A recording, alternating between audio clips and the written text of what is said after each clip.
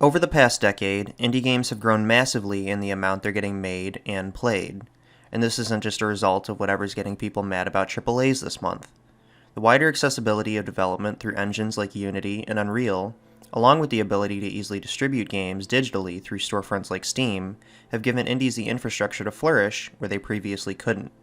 So much so that even though development times are typically longer for all shapes and sizes of games these days, more games were released on the first day of 2024 than in most entire months before 2014. And while 2023 was one of the best years for releases in recent memory, this was mostly due to the acclaim and popularity of the big budget titles. Meanwhile, in 2024, I think indies could have one of their best years in a while. For the first time that I can remember since indie games became popular, many developers that have already made successful indie hits are slated to release new IP or sequels this year. With indies mostly being known for establishing new IP instead of relying on tried-and-true franchises, it's no surprise that many devs are looking to try out something fresh. While some developers are keeping a similar vibe from their previous games, others are throwing out the playbook entirely. Like the Shovel Knight devs, going from Mario to Zelda, but with their same retro aesthetic with Mina the Hollower. Or Thrasher, a new game from the developer behind Thumper that looks like it could be a spiritual successor in more than one aspect.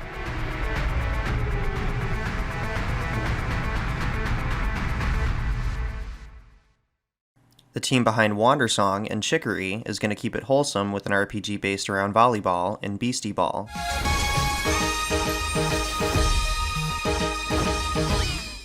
While Earthblade is a Metroidvania from the creators of Celeste that will hopefully be a bit easier, because man do I suck at platformers.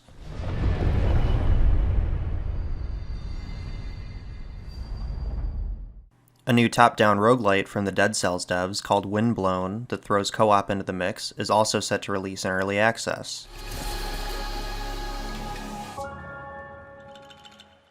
The Spiritfarer team is looking to keep exploring relationships in games with other players this time, about 33 of them to be exact in their next game, 33 Immortals.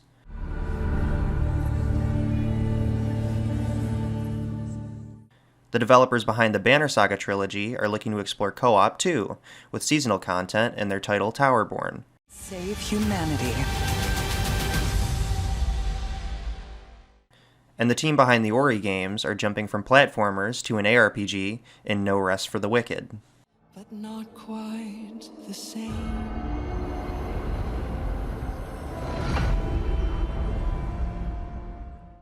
The sheer variety of genres and ideas in these games is something we've come to expect from indies, but the difference here is that all of these games are being crafted by proven, experienced teams of developers that know what they're doing when it comes to selling games for less than $30. Though some devs are branching out in a different way this year. There are several indie teams that are looking to build off their original creations with sequels in 2024. While this isn't traditional for indies, the experience level of the devs and the popularity of their games has finally reached a point where creating series out of lower budget releases is becoming more common. Barring the obvious ones, there are quite a few titles that you might not have realized could be getting sequels this year. For one, after 16 years, we'll be getting a sequel to World of Goo, one of the very first titles that proved games could be successful on tiny budgets. A sequel to a more recent release, and one of the best detective games this side of Obra Dinn, is getting a sequel in Rise of the Golden Idol.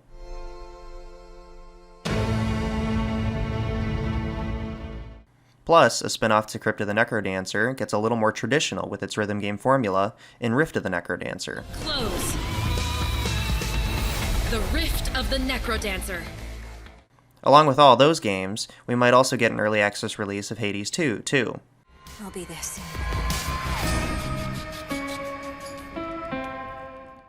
And of course, as with every year, Hollow Knight Silksong might actually come out.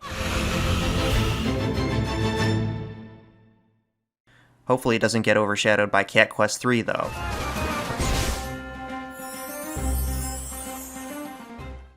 As time goes on, more and more indie games will become successes, and one of the easiest ways to hedge your bets for additional success is to use the same formula again. So with indies being an inherently risky business, developers will look to minimize that risk by engaging with a user base that they already know exists from the first game. something that's never guaranteed when you're making your first crazy idea. And for the players, that will mean higher quality, more in-depth versions of the games they like to play, making it a win-win all around. It's actually a win-win-win, because no one loves guaranteed returns more than publishers. In most years, a lot of the greatest indie games are published by a small set of publishers that focus on funding small dev teams. That's a trend that looks to continue, because there's plenty of games coming from them in 2024. Clay, Annapurna, and Devolver, among several others, are slated to release many games this year. When one of these companies picks an indie out from the bunch, it's usually a good sign, and they'll be adding on to an already stacked year. So why is this all coming to a head now? Well, like many things in game dev, it's about timing. Of course, what games come out when or get delayed is all based on the needs and desires of the developers and publishers behind them. In that sense, this could all be coincidental, like the historic year of games we just had in 2023. But I feel like there's a larger trend at play this year. Many decisions in life can boil down to a simple binary choice: freedom or security. For the longest time, indie game development was a risky venture that, while it gave developers the space to build whatever they wanted, they always had to constantly be looking over their shoulder. It's no wonder that they rarely decided to break off from the big studios to trek out on their own when it put their livelihoods in jeopardy if they failed. Thankfully, in recent years, an increase in support has allowed them to flourish. In the last 10 to 15 years, indie games have grown from being treated like niche products to becoming some of the most popular games on the planet. Because of initiatives like Steam Greenlight and Xbox Live Arcade, indies had easier access to a wider base of customers than ever before. And more eyes usually means more buys. This interest from players got lots of publishers and other people with more money than me interested to invest in smaller games. And for those that couldn't, the increased use of crowdfunding sites like Kickstarter gave players the ability to fund games that they thought were cool all by themselves. The result, while not a panacea for all of their security issues, has led to more and more indies not having to worry about the lights turning off the next day.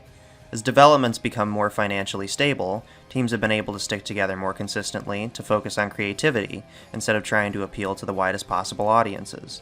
Though plenty of indie devs still jump on trends and do that, of course. They just don't have to as often for survival anymore. I think the potential for a crazy amount of great releases this year is representative of the wider success of indie development. Not just in making great games, but making ones that people want to play. To me, this has given a lot of these developers the confidence and security to branch out into new genres, and the ability to iterate on their games over the course of a series. Now, I hope I'm not ripping the band-aid off too quickly, because I gotta mention that none of these games actually have confirmed release dates yet. But even if only half of them come out this year, it'll be one to remember. And, like every year, there's always plenty of opportunity for games to come out of nowhere and take over the conversation in the industry. One of the most exciting aspects of indies is how under the radar they can be before they explode and take over. Plenty of game genres have been created, rejuvenated, and reinvented because of these kinds of indies over the years. I don't have the slightest clue what indie game or idea is going to shake up gaming this year, and I wouldn't have it any other way.